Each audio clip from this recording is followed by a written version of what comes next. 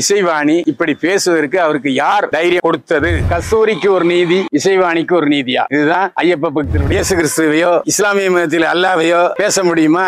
அதுக்கு உங்களுக்கு தைரியம் இருக்கிறதா? ஏனென்றால் நீ கிறிஸ்தவ மதத்தில் இருந்து கொண்டு ஐயப்ப பக்தர்களை ஐயப்பனை திட்டினா உனக்கு எந்த உரிமை இருக்கு? உங்களுடைய தெய்வத்தை ஒரு பின்னணி பாடகி அவதூறு பரப்புகிறாள் என்றால் உங்களுக்கு ரத்தம் கொதிக்க வேண்டாமா? இந்துக்கள் தான் இழிச்சவாயர்கள். அந்த அடிப்படையில ஐயப்பனை பத்தி பேசலாம், அம்மனை பத்தி பேசலாம், சிவனை பத்தி பேசலாம், விஷ்ணுவை பத்தி பேசலாம் என்று இருக்கிறது. இதே இசைவாணி இசை நிகழ்ச்சிக்கு பணம் பைனான்ஸ் பண்றவர் இயக்குனர் பார் ரஞ்சித். எனவே பார் ரஞ்சித் கிறிஸ்தவ பாடல்களை ஒழுங்காக பாடுகிற இசைவாணி ஐயப்பன் பற்றிய பாடலை அவதூறாக பாடியிருக்கிறார். இந்தியாவில் இருக்க சபரிமலையில இருக்கிற ஐயப்பன் கோயிலை தவிர இது எல்லா கோயிலையும் பெண்கள் வழிபடலாம். எந்த அரசியல் கட்சியும் அதிமுக, பாட்டாளி மக்கள் கட்சி, விஜயின் தமிழக வெற்றி கழகம், இன்னும் லொட்டு லொசுக்கு அத்தனை கட்சிகளும் இதை பற்றி கருத்து தெரிவிக்காமல் மௌனம் சாதிப்பது ஏன்?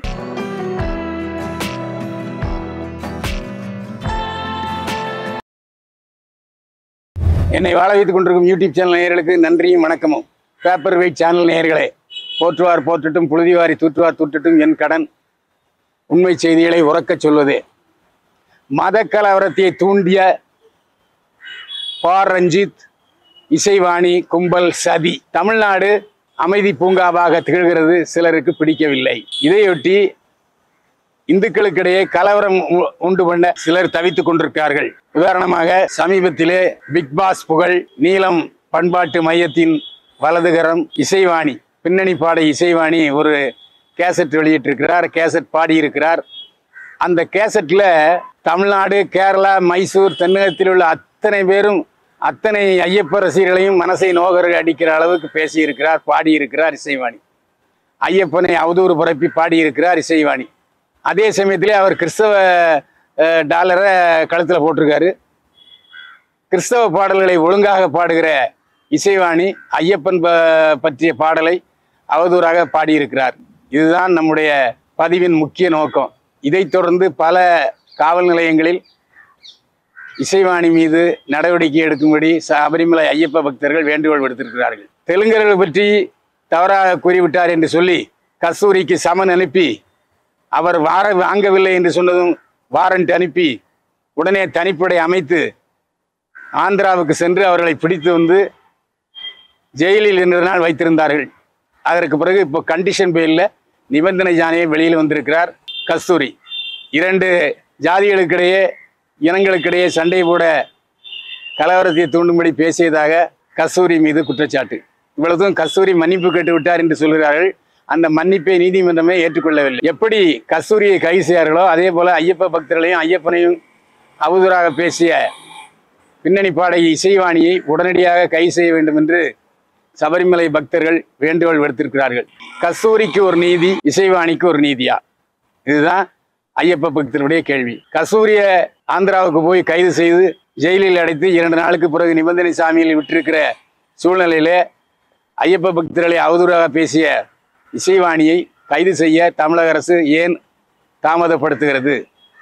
இதை எரியிற எண்ணெயில் நெருப்பில் எண்ணெய் ஊற்றுற விதமாக நீலம் பண்பாட்டு இயக்குனர், சினிமா இயக்குனர் பார் ரஞ்சித் நாங்கள் இசைவாணிக்கு ஆதரவு கொடுப்போம் என்று பேசுகிறார்கள்.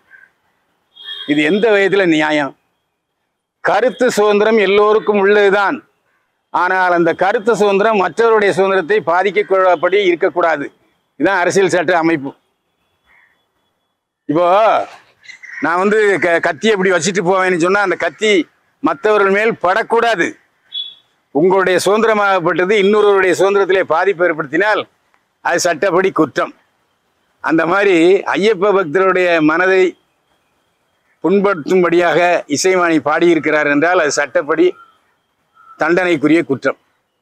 இதை ஏன் இசைவாணி செய்திருக்கிறார்? இதற்கு ஏன் பார் ரஞ்சித் ஆதரவு கொடுக்கிறார்? இந்த சூழ்நிலையில் எந்த அரசியல் கட்சியும் அதிமுக, பாட்டாளி மக்கள் கட்சி, விஜயின் தமிழக வெற்றி கழகம், இன்னும் லொட்டு லொசுக்கு அத்தனை கட்சிகளும் இதை பற்றி கருத்து தெரிவிக்காமல் மௌனம் சாதிப்பது ஏன்? எல்லா கட்சியிலையும் தான் இந்துக்கள் இருக்கிறார்கள். இன்றைக்கு சபரிமலை பக்தர்களாக விரதம் இருந்து மாலை அணித்து போறவர்கள் பல பேர் திமுக காரங்க தான். ஏன்? சமீபத்திலே இந்து அறநிலையத்துறை அமைச்சர் சேகர் பாபு சபரிமலைக்கு விரதம் இருந்து போய் வந்தார். ஏன் சேகர்பாபு இதை கண்டித்திருக்கலாமே? அவர் உண்மையிலே ஐயப்ப பக்தராக ஐயப்பன் மீது நம்பிக்கை வைத்திருந்தால் இசைவாணி மீது நடவடிக்கை எடுக்க அவர் சிபாரிசு செய்திருக்க வேண்டாமா? இதுதான் நம்ம கேள்வி. உங்களுடைய தெய்வத்தை ஒரு பின்னணி பாடகி அவதூறு பரப்புகிறாள் என்றால் உங்களுக்கு ரத்தம் கொதிக்க வேண்டாமா? இதுதான் நம்ம கேள்வி. இன்றைக்கு பல காவல் நிலையங்களில் இசைவாணி மீது நடவடிக்கை எடுக்க கோரி புகார் மணி கொடுத்திருக்கிறார்கள். எப்படி தெலுங்குக்காரர்கள் கஸ்தூரி மீது நடவடிக்கை எடுக்க சொல்லி எல்லா காவல் நிலையங்கள் கிட்டத்தட்ட 200 காவல் நிலையங்களில் எஃப்ஐஆர் போடப்பட்டிருக்கிறது, போடப்பட்டது கஸ்தூரி மீது. அந்த சூழ்நிலையில் அதே போல இப்போது இசைவாணி மீதும் பல காவல் நிலையங்களில் புகார் கொடுக்கப்பட்டிருக்கிறது. எனவே எஃப்ஐஆர் போட்டு உடனடியாக சம்மன் அனுப்பி இசைவாணியை கோர்ட்டுக்கு வர வைக்க வேண்டும், விசாரிக்க வேண்டும். அவர் மன்னிப்பு கேட்கும் வரை நாங்கள் போய மாட்டோம் என்று ஐயப்ப பக்தர்கள் சபதம் எடுத்திருக்கிறார்கள். இது தமிழ்நாட்டிலே ஒரு சட்டம் ஒழுங்கை சீர்கெடுக்கிற நிலையாக மாறிவிடும். இப்போ அவர் கிறிஸ்தவ மதத்தை சேர்ந்தவங்கள்லாம் இசைவாணிக்கு ஆதரவு கொடுத்தால் நிலைமை என்ன ஆகும்? கிறிஸ்தவர்களுக்கும் இந்துக்களுக்கும் ஒரு பெரிய கலவர பூமி ஆயிரும். அது மட்டும் இல்லை, இசைவாணியினுடைய முதல் திருமணம் இந்து முறைப்படி நடந்திருக்கிறது என்று பலர் சொல்கிறார்கள். அது உண்மையா? அப்போ முன்ன நம்பிக்கை, இப்போ அவநம்பிக்கையா? ஏமா, நீ கிறிஸ்தவ பெண்ணா இருந்தா இயேசுவின் மகிமைகளை பற்றி அழகா பேசு, வரவேற்கிறோம். இயேசு மகிமைகளை பற்றி பேசு, அது உனக்கு உரிமை இருக்கிறது, அது உன்னுடைய சுதந்திரம்.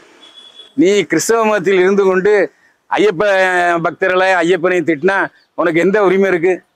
அது சட்டத்திற்கு மாறுபட்டு நடந்து அதற்குரிய தண்டனை அனுபவிக்க வேண்டுமா இல்லையா?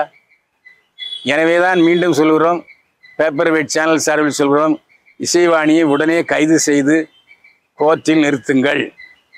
இன்னைக்கு இசைவாணி, நாளைக்கு இன்னொருத்தன், இப்படியே பேசிக்கிட்டே போவான்.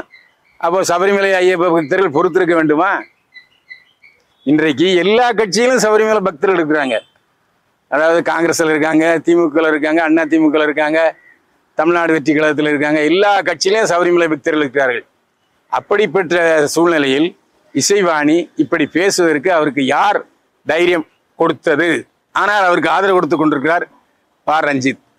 ரஞ்சித்தும் அவருடைய பள்ளி சான்றிதழில் இந்து என்று தான் கொடுத்திருப்பார். ஏன்னா ரஞ்சித்து கிறிஸ்தவர் அல்ல. அப்படிப்பட்ட சூழ்நிலையில் வந்தவன் போனவன் இருந்தவன் செத்தவன்லாம் இந்து மதத்தையும் சபரிமலை ஐயப்ப பக்தர்களையும் தாக்குவதற்கு இந்து மக்கள் பொறுத்து கொண்டா இருப்பார்கள்? ஐயப்ப கோயிலை பற்றி ஒரு விஷயம் உண்டு. என்னன்னா, சபரிமலையில் இருக்கிற ஐயப்ப கோயிலுக்கு மட்டும்தான் 40 வயதுக்கு மேற்பட்ட பெண்கள் போகலாம். அதே போல 12 வயதுக்கு உட்பட்ட பெண்கள் போகக்கூடாது என்று ஒரு தடை உத்தரவு இருக்கிறது. அதுக்கும் காரணம் இருக்கு. ஏன்னா, பெண்களுக்கு மாதவிடாய் சமயத்தில் அந்த ரத்தம் வரும். அந்த சமயத்தில் அந்த ரத்த வாடப்பட்டு புலி, சிங்கம், கரடி போன்ற மிருகங்கள் தாக்குவதற்கு வழிவகுக்கும் என்பதற்காகத்தான் அந்த 40 நாள் சைவ உணவு சாப்பிடணுங்கிறாங்க. ஏன்னா அசைவ உணவு சாப்பிட்டா அந்த ரத்தத்திலே அந்த புலிகளை கவரும். அந்த ரத்தம் புலிகளுக்கு பிடிக்காது, வனமே மனிதனை தாக்கும். அதனால தான் சொல்கிறாங்க, சும்மா ஒன்றும் சொல்லலை. ஆனால் அதே சமயத்தில் இந்தியாவில் இருக்க சபரிமலையில் இருக்கிற ஐயப்பன் கோயிலை தவிர மீதி எல்லா கோயிலையும் பெண்கள் வழிபடலாம். அதே போல் ராஜாமலை அண்ணாமரத்தில் இருக்கிறது கூட நீங்கள் பின்வாசல் வழியாக பெண்கள் தரிசனம் செய்யலாமே தவிர 18ஆம் படி ஏற முடியாது. ஏனென்றால் அது சம்பிரதாயமாக வைத்து கொண்டிருக்கிறார்கள். இப்போ எல்லா மதத்துலேயும் சம்பிரதாயம் இருக்குது. கிறிஸ்தவ மதத்தில் சம்பிரதாயம் இருக்குது, இஸ்லாம் மதத்தில் சம்பிரதாயம் இருக்குது. அதாவது பொது இடங்களிலே இந்த ரம்ஜானுக்கு வழிபாடு செய்யும் பொழுது பெண்கள் கலந்து கொள்ள மாட்டார்கள். குறிப்பாக இஸ்லாமிய பெண்கள் அந்த பொது தொழுகைக்கு வரமாட்டார்கள். அது சம்பிரதாயம். அந்த சம்பிரதாயத்தை யாராவது மீற முடியுமா? அதே போல் இந்த இசை நிகழ்ச்சிக்கு, இசைவாணி இசை நிகழ்ச்சிக்கு பணம் ஃபைனான்ஸ் பண்ணுறவர் இயக்குனர் ரஞ்சித். எனவே ரஞ்சித் ஆதரவின் பேரிலேயே இசைவாணிக்கு இந்த தைரியம் வந்திருக்கிறது. எனவே அவருடைய கச்சேரியில் தான் ஐயப்பனை தாக்கி பாடியிருக்கிறார். எனவே தான் தமிழக அரசை பேப்பர் வெயிட் சேனல் சார்பில் உடனடியாக மதக்கலவரம் ஏற்படாமல் இருக்க இசைவாணியை கைது செய்ய வேண்டும் என்று விரும்பி வேண்டி கேட்டுக்கொள்கிறோம். இதில் முக்கியமான விஷயம் என்னென்னா, இந்துக்கள் தான் இளிச்சவாயர்கள். அந்த அடிப்படையில் ஐயப்பனை பற்றி பேசலாம், அம்மனை பற்றி பேசலாம், சிவனை பற்றி பேசலாம், விஷ்ணுவை பற்றி பேசலாம் என்று இருக்கிறது. இதே கிறிஸ்தவ மதத்தில் இயேசு கிறிஸ்துவையோ அல்லது இஸ்லாமிய மதத்தில் அல்லாவையோ பேச முடியுமா? அதுக்கு உங்களுக்கு தைரியம் இருக்கிறதா? ஏனென்றால் அவர்கள் உடனடியாக உதச்சிருவாங்க, நேரடியாக வருவாங்க, 4 சாத்திடுவாங்க. அதே இந்துக்கள் என்று சொன்னால் சரி போனால் போகுதுப்பா என்று சொல்லிவிடார்கள். அதுக்கும் காரணம் இருக்குது. இந்து மதத்தில் மட்டும்தான் நாத்தியம் பேசுபவனும் கடவுளின் குழந்தை தான், ஆத்தியம் பேசுகிறவனும் கடவுளின் குழந்தை தான். அந்த அடிப்படையில் இளிச்சவாய் இந்து மதம் என்று நினைத்து நீங்கள் சபரிமலை ஐயப்பனை குறை சொன்னால் அதை சபரிமலை பக்தர்கள் ஏற்றுக்கொள்ள மாட்டார்கள். இது இறுதி எச்சரிக்கை என்றே நாங்கள் சொல்லிக் கொள்கிறோம். பாரஞ்சித்துக்கு இந்த மாதிரி வில்லங்க விஷயங்களில் ஈடுபடுவது இது முதல் தடவை அல்ல. ஏற்கனவே ஜாதி வெறியை தூண்டும் அளவுக்கு படங்களை எடுத்து கொண்டிருக்கிறார். மற்ற அவருடைய உதவி இயக்குநர்களையும் ஜாதி வெறியை தூண்டுகிற அளவில் படம் எடுத்து கொண்டிருக்கிறார். அதே போல இந்து மதத்தை தாக்கியும் பல இடங்களில் பேசி கொண்டிருக்கிறார். எனவே தமிழக அரசு இயக்குனர் பாரஞ்சித்தை கூப்பிட்டு இனிமேல் இப்படி பேசினால் சட்டத்துக்கு இலக்காக வேண்டியிருக்கும், வழக்கு பதிவு செய்ய வேண்டியிருக்கும் என்று பாரஞ்சித்துக்கு இறுதி எச்சரிக்கை விட வேண்டும். இல்லையேல் பாரஞ்சித்தையும் எஃப்ஐஆர் போட்டு அவரை விசாரணைக்கு உட்படுத்த வேண்டும் என்பதுதான் பேப்பர் வெயிட் சேனலுடைய கோரிக்கை. இந்துக்களை தாக்கி பேசுவோர் அதிகரித்து கொண்டே போவதால் இது திமுக அரசுக்குத்தான் ஆபத்தாக முடிகிறது. ஏனென்றால் திமுகவிலும் இந்துக்கள் பலர் இருக்கிறார்கள், இந்து தெய்வங்களை வழிபடுகிறவர்கள் பலர் இருக்கிறார்கள். எனவே திமுக இந்த விஷயத்தில் உஷாராக இருப்பது நல்லது. ஏன்னா வருகிற 2026 ஆண்டு தேர்தல் நடைபெறவிருக்கிறது. எல்லா கட்சிகளும் தேர்தல் பிரச்சாரத்துக்கு தொடங்கிவிட்டார்கள். இந்த சூழ்நிலையிலே திமுக இந்துக்களுக்கு விரோதமான கட்சி என்ற பேச்சை மக்கள் நம்புவார்களேனால் அது திமுகவினுடைய வெற்றிக்கு முட்டுக்கட்டையாக இருக்கும். இதைத்தான் திரும்ப திரும்ப சொல்கிறோம். எனவே திமுக மத சார்பற்ற, மொழி சார்பற்ற, ஜாதி சார்பற்ற கட்சி என்பதை உறுதிப்படுத்த இம்மாதிரி வில்லங்க ஆட்களை எஃப்ஐஆர் போட்டு நடவடிக்கை எடுக்க வேண்டும். அதுதான் முக்கிய கோரிக்கை. இதை செய்யாவிட்டால் சட்டம் ஒழுங்கு சீர்கெடுகிற அபாயம் ஏற்படும். சட்டம் ஒழுங்கை சரி செய்ய முடியாத சூழ்நிலைக்கு திமுக அரசு தள்ளப்படும்.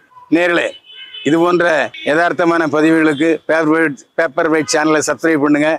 பேப்பர் வெயிட் சேனலை நீங்கள் சப்ஸ்கிரைப் பண்ணி தான் மற்றவர்களை சப்ஸ்கிரைப் பண்ண சொல்லுங்கள். மீண்டும் சந்திப்போம். வாழ்க வளமுடன்.